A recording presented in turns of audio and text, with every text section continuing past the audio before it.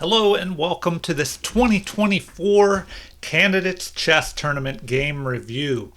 So before I begin, for all you chess beginners out there, if you don't even know what the Candidates Tournament is, well, it takes 8 of the best chess players in the world that qualified for this tournament, and they play 14 rounds. So every player will play 7 other players twice, once with the black pieces and once with the white pieces. So the highest score after the 14 rounds will win the tournament, and that gives them the right to play against the world championship, or excuse me, the world champion in the World Chess Championship.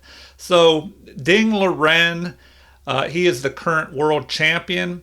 And so whoever wins this candidates tournament will face off against him later this year. So this game is from round 12. So there's only 2 more rounds left. And the current standings are a 3-way tie with 7.5 out of 12 points so far for Gukesh, Nakamura, and Nepomniachtchi. So they all have 7.5 points, tied for first. In second place, we have Caruana, who is right behind them. Also in, let's see, third place is Prague. So 2 rounds are left. There are quite a few players here that have a chance. So let's take a look at this game and see what happened in round 12. Nakamura has the white pieces. He's rated 2789 versus Alireza Firouzja with the black pieces and 2760 rated. So looks like Nakamura played 94.6% accuracy versus 91.4% by Firouzja. And 7 great moves versus 2. And interestingly enough, Nakamura had a blunder, and still won the game. Now, inaccuracies, he had 3 versus only 1 by his opponent. And then 1 mistake for Nakamura and 3 for Firouzja and 1 miss. So, that obviously hurt him. Let's see what level they played at. It looks like a 2800 rating level is what Nakamura played versus 2700 by his opponent. And it says the game was pretty competitive. Opening was balanced, a well-fought middle game that white got the better of, and both players had a nice end game. So as far as accuracy, the opening 98.8% accuracy for Nakamura versus 98.3% by his opponent, and then 94.7% in the middle game versus 90.2%, 92% in the end game versus 87.8%. So you see the high level that these chess grandmasters, the best in the world, the level that they're playing at. So finally, let's get on with the game here and see what happened. So Nakamura opens with e4, and we have e6, the French defense. So in this French defense, you play e6 to back up a d5 pawn push, but it allows the opponent to put both pawns in the center here, taking up more space, allowing his pieces to develop more easily by moving these pawns out of the way. So d5 is the follow-up here in the French defense. And there are different options. The pawn can push forward. The pawn could capture. Or you can defend the pawn with a knight here or on d2. So in the game, we have a capture and recapture. So this is the exchange variation in the French defense, which is pretty interesting because in the French defense, a lot of times the position can be closed and it's more of a possible maneuvering game. a lot of times the center can be closed, and sometimes the opponents might not even castle because of the closed center, and they'll operate with attacks and exchanges on the wings. But with this exchange variation, the center is more open. There's more room for the pieces. So let's see how they continue. Knight to f3, just developing, fortifying this pawn, getting closer to castling. And now bishop to d6. So, an interesting move here. You develop this bishop out, aiming at the king side. And now it also prevents this bishop from being able to develop here to an active diagonal. So c4 is played. And an interesting choice here by Nakamura. Basically, there are different options. You could play c6 and just fortify this pawn. You could capture here.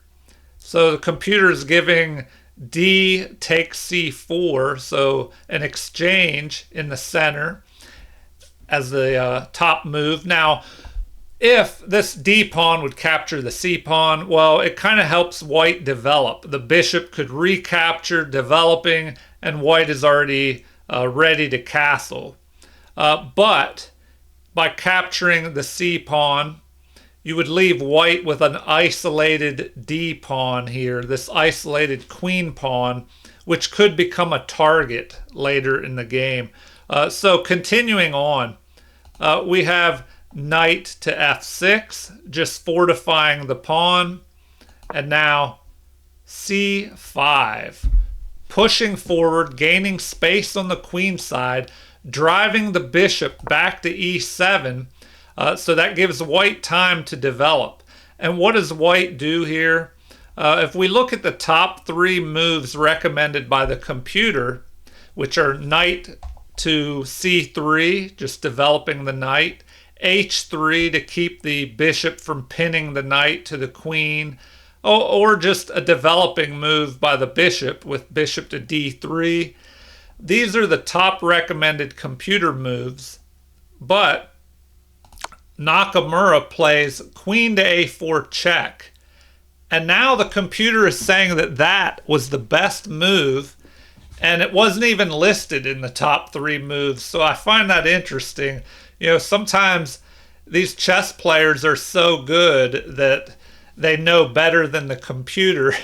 Now, the computer can calculate. These days, chess computers can calculate so incredibly well. They can just look at every move, and the human brain can't keep up with that. But the human brain is good at strategy and long-term thinking.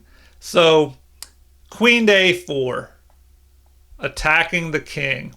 And now we have this move, just blocking and attacking the queen. So the queen must retreat down to c2. Computer says that is best. And now black is castled. So if we look at this position, it's pretty interesting because black has three pieces developed and he's castled. And white only has two pieces developed right now. And the king is stuck in the center. So now we have bishop to e3, developing this bishop, kind of closing this open e file. That way, if the rook moves here, there aren't any surprise attacks on the king. So now the computer recommends knight to g4 as the best move, attacking the bishop, threatening to knock out white's bishop pair, and pull this pawn, or excuse me, if the another piece doesn't come in and defend, well, then the f pawn could capture towards the center, but it will be a backwards pawn here. So anyway, moving on, knight to c6 is played. So adding pressure to this d pawn, threatening to jump forward, attack the queen. And so we have knight to c3. and the computer says that is best. It keeps the knight out of this outpost on e4, develops a piece, and so now b6 is played. Computer says that is best, and the threat is capturing the c pawn and trying to break up these pawns in the center, which are giving a lot of space on the queen side to white. So also with the king still stuck in the middle, it can be a good idea to break open the center while the king is still stranded here in the middle of the board. So anyway, how does Nakamura respond? He just calmly develops the bishop, and so now we have knight to b4 attacking the queen. The queen just moves to the side, and bishop to f5 here. So threatening a fork with the knight jumping here to c2 and forking the king and the rook. So the rook just moves over here to cover this square on c2. And now we have the knight jumping forward, threatening the bishop. So the bishop moves over here to f4, keeping the bishop pair, which I've talked about that before. The bishop pair is pretty strong. So if you're able to get rid of one of the bishops that your opponent has and you keep your bishop pair, well, that kind of gives them a weakness, it gives you an advantage, because if you knock out, let's say if black were to have knocked out this dark squared bishop here, and then he has his dark squared bishop, that's like an extra attacker on all the dark squares that will be hard to counter once you lose your bishop. So capture here, capture, and now the bishop captures. So Firouzja jumps ahead here. He makes an exchange, kind of opens the center up. He goes ahead a pawn. He's aiming here at the queen side. So white has to castle to protect that f2 pawn. And now the rook takes the open e file here. All right. Continuing, we have a3 attacking this knight, forcing that knight to make a decision. But instead, there's a counterattack. This d pawn pushes forward, ignoring the threat on his own knight and countering by attacking this knight on c3.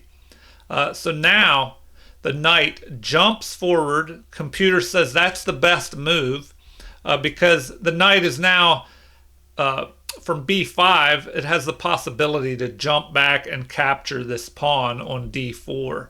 So the pawn pushes forward further down the board here, attacking the bishop. What should white do? So it's about to start getting tricky in this part of the game. So check this out.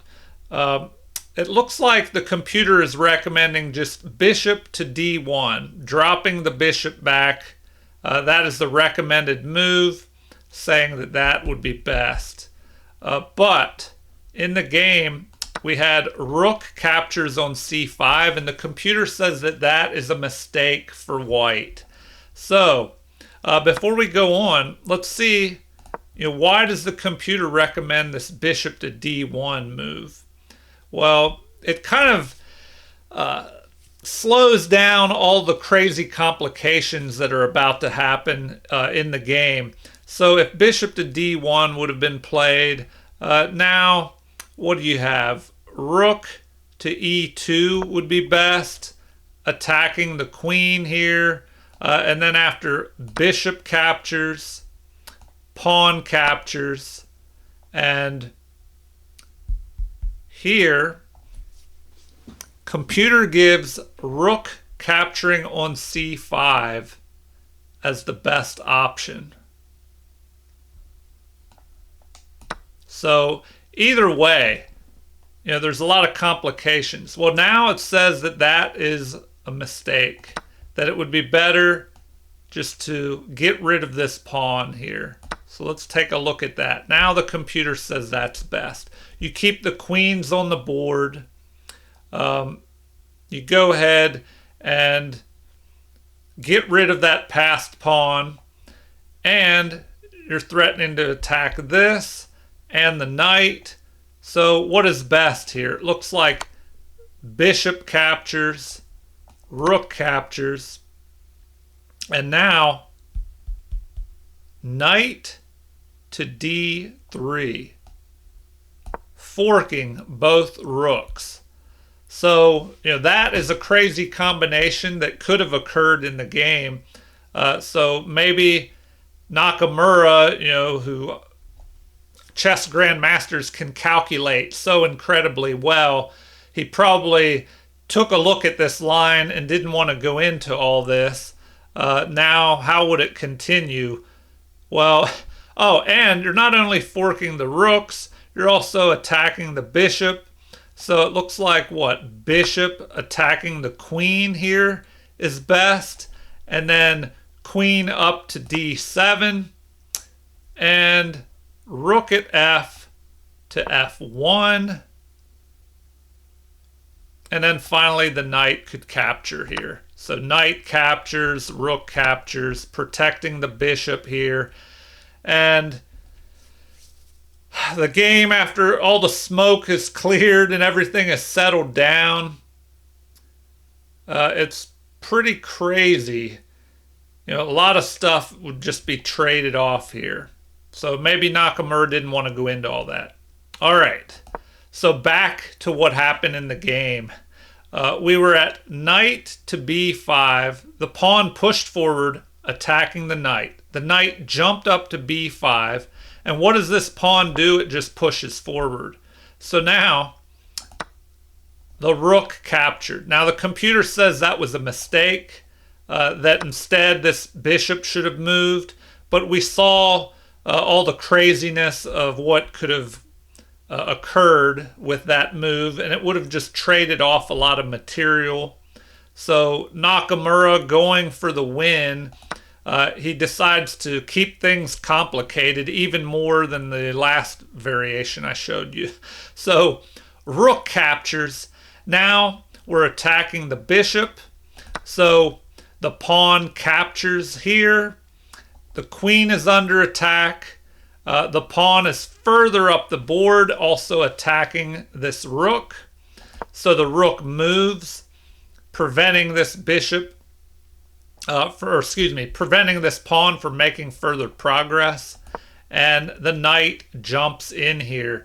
The computer says that this is the best move, jumping in here, attacking the blockading rook and attacking the bishop. So the game is pretty complicated here. Let's see how it continues. Rook captures. Knight captures. Now the computer says that it would have been better to move the queen forward here.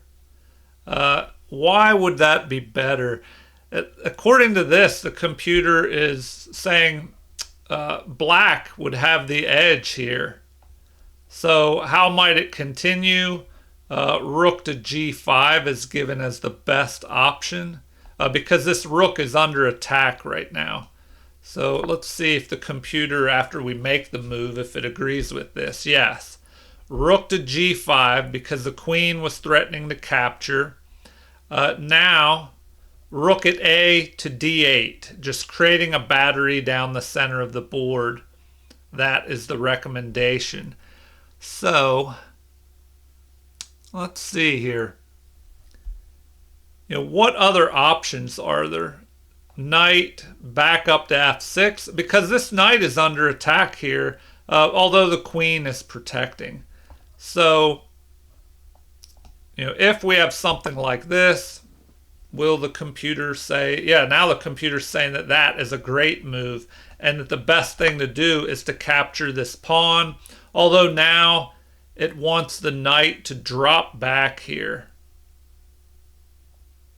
because knight takes e1 would lead to a discovered attack on your queen. Hmm. All right. Well, let's see. We can take a look at this. Knight captures. Queen captures. Now, rook to e4. Um, would you want to bring your queen down to d1 here? Probably not. It's saying rook to e4.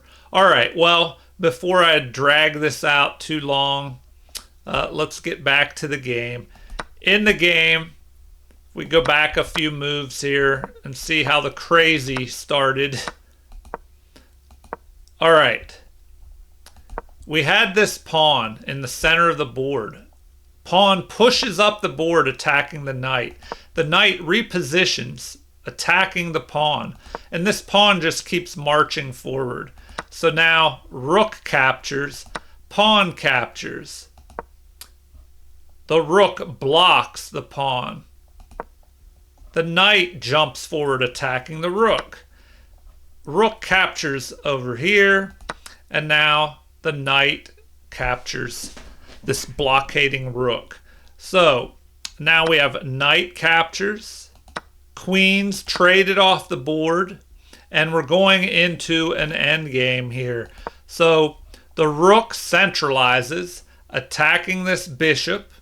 The bishop moves up here, protecting the b pawn, aiming at the king side, and keeping an eye on this e1 square and the knight here. Because this dangerous passed pawn must be blockaded and prevented at all costs from promoting to a queen.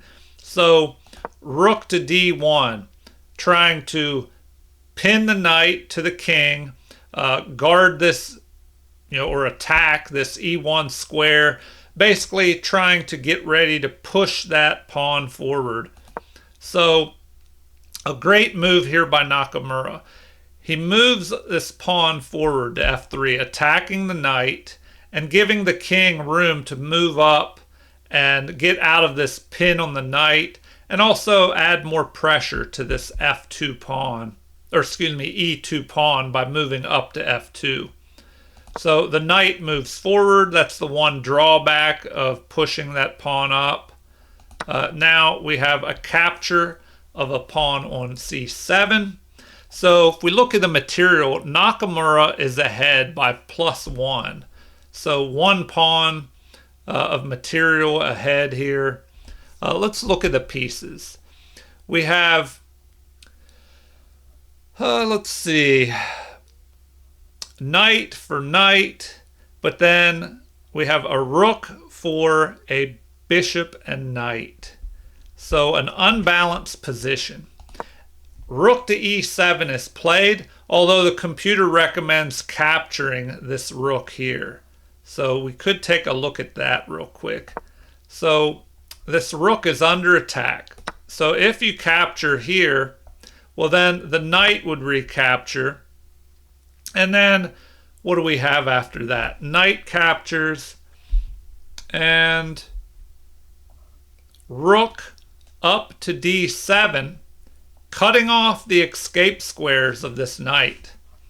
So now g4, attacking the knight. The knight would move where?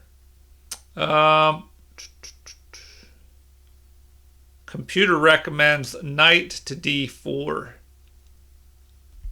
But I don't know. It's looking pretty bad for that knight. Let's see. Knight is under attack, and they're saying moving to d4 is best. Which would protect this pawn, because the king is, probably trying to move up and go after this. So now, oh, this is interesting. They would just play knight to c7 here. And then we could just trade off knights. All right, let me go back, see if there's another option here. So the knight is under attack. What if this knight just Oh, I don't know. Just moved.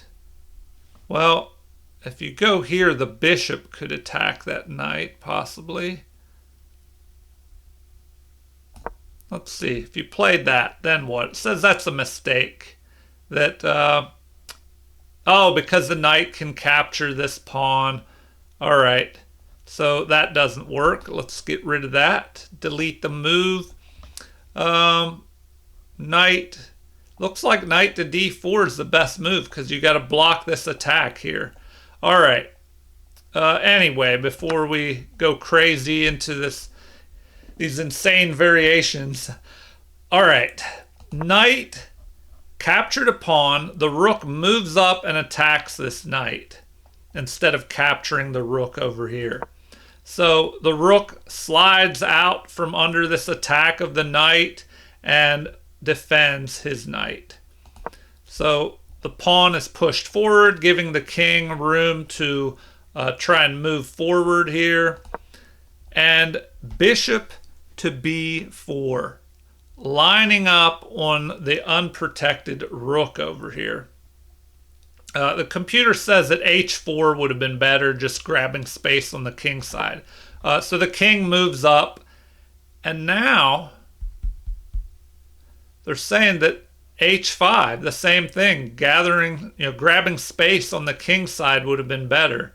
So if we take a look at that, h5, now the rook could move up to c6 and attack here.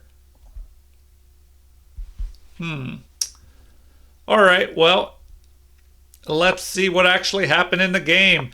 Bishop moved to b4, the king moves up, and then we have h4 and h5. So now they grab the space on the king side as the computer recommends. So king moves up to f2. Like I mentioned earlier, he's helping guard the knight and this pawn.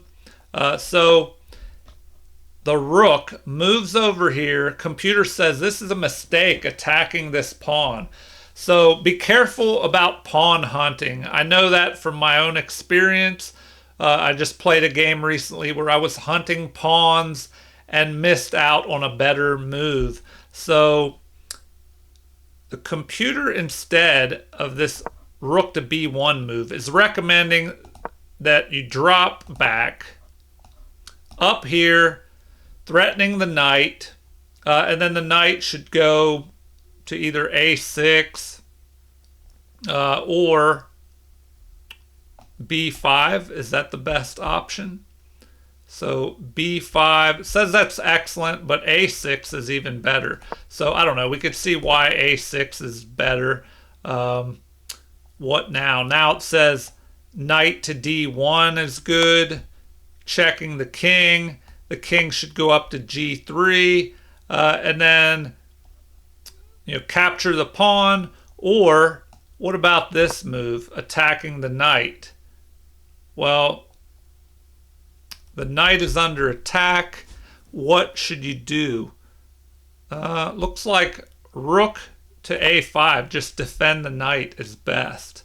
Although now it's saying to move the knight. Okay, back to the game. The king moved to f2. We have an attack on this pawn. So knight to d5 is played, forking the knight and the rook. The computer says this is a great move by white. Now we have check. The king moves up the board, another great move, and a pin of the knight. Well, not so much of a pin. This knight can move, and then the rooks will be exchanged. But we have this move, just jumping up here, attacking the rook. The rook retreats. And now bishop to e1, the computer says this is a blunder. So the only blunder of the game, played by Nakamura. Now, according to the computer, white is still winning after this blunder. So if he had played rook to c7, check, that shows that he would have twice the advantage or more than what he would have after this blunder move. So let's take a look and see what would have happened if he played the computer's move. Rook up to c7 with check. Well, then the recommendation is go king to g8. Then jump the knight over here, targeting this pawn. And after a capture here, the knight would jump down here and prevent this pawn from pushing forward, because this passed pawn is very dangerous. So now, where would we continue here? The computer recommends either rook to e5 or a6 maybe, because this pawn is under attack. Rook to e5, that protects this pawn over here. But anyway, you get the idea. This is another option on how white could have played. But bishop to e1 is played. It's not a game-losing blunder. It's just, the computer says it's not quite as good. But let's see what happens here. The pawn is captured.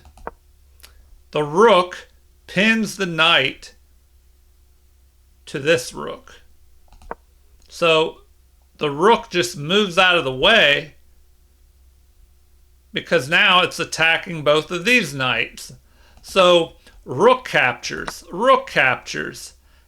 The knight does not reposition yet. First we have a check. Check, the king moves to the best square. Now the knight moves, targeting this pawn and the rook at the same time. So the rook captures over here. And black has a dangerous passed pawn now on the queen side. So the king moves down here, keeping an eye on the bishop and this pawn, although immediately capturing the h-pawn was preferred by the computer. Something like this, capture. The pawn starts moving on the queen side. The king jumps down here to keep an eye on things. And then here trying to trade off the rook maybe, so the rook can't get in behind this passed pawn. So that's how the game could have gone. But instead we had an immediate king to f2 here in the position. So a5, the pawn starts pushing forward. Rook gets behind the passed pawn, which is always important to try and stop a passed pawn if you can place a rook behind it. Computer once again wanted a capture of this h-pawn. So now the knight is under attack and will be forced to do something. Or g3, defending the knight and the pawn at the same time. So here we have a mistake by Firouzja, pushing this pawn to g5 and attacking the pawn and the knight. What is recommended here? Instead, the computer likes rook to a1, just backing up, for black, moving forward, attacking this bishop, keeping an eye on this valuable e1 square to try and promote. Here, what is best? Capture, capture, and then we could just trade off here. So computer gives either a check or a capture. So if we just capture, now what is it like? King to f7, and then what? Bishop to d2. Why wouldn't you just capture the pawn or the knight? I guess it wants you to just bring this back. Now it's saying c3 to keep an eye on the pawns. g6 would go ahead and protect, but now you can finally just capture here.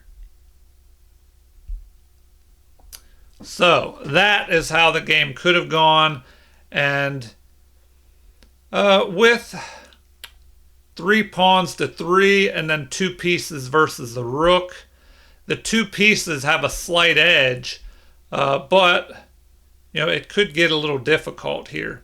So let's see what happened in the game. After this g3 mistake, We have a capture, which is best, recapture attacking the knight, but now the knight can capture this pawn. So we have the rook moving up here, getting ready to push this pawn forward and attack the knight. So g4 is played, protecting the knight, preventing that pawn from moving. And the king moves to the center. And so play continues with knight to g7 check. King attacks. The knight repositions here. Although the computer liked that move better, knight to h5. Now, why would it like this better? Well, let's see. I mean, what does this do? Recommendation is king to e8, so you just move back. Then maybe knight to g3, where you can try and maybe block the scope of this rook over here and try and go after this pawn. So let's see. It's also recommending rook to g7 now. But let's say you play this move. What does it say about that? It actually wants that rook move over here. Anyway, this would allow king to d8. And now it wants g7. So you would start piling up over here. Actually it wanted that first. So maybe this first to block the protection on this pawn. Now rook to d5. So one thing you might have to watch out for is both rooks landing back here and targeting the bishop, although I guess the bishop could move, and just I don't know, it can be pretty tricky. So before I go into a whole bunch of lines, let's finish this out. See what happened, how this game concluded. All right, the rook moves back here, a mistake. Keeping an eye on the e2 pawn. Instead, rook to d5 is preferred by the computer. So, check, king moves up, knight checks, king attacks, and the knight now attacks the rook. So a lot of repositioning by this knight. And now capture, capture, a big trade down here. Of course, the rook can't capture, or the bishop would pick off the rook and white would just be winning. But after this move, the game ends because we have this move here, knight to b3, which would allow a move here with knight to d2. So this knight is trying to go to b3 and d2 to block the protection on this pawn, and then the king can just pick that pawn off and then use his two pieces to try and help this pawn majority, a passed pawn, push through here. So at this point, computer says that white is winning here. Let's see. We'll take a look at that. Well, first of all, it's black's turn. So what does black do here? You have to watch out because if the knight moves up here, we have a pin on the king. So that could be a problem. Rook to a1. What about rook to a3 check? Well, he would just capture, so you can't do that. So let me delete that move. Delete. All right. So what should black do here? Recommendation is rook to b2. So if you go with rook to b2,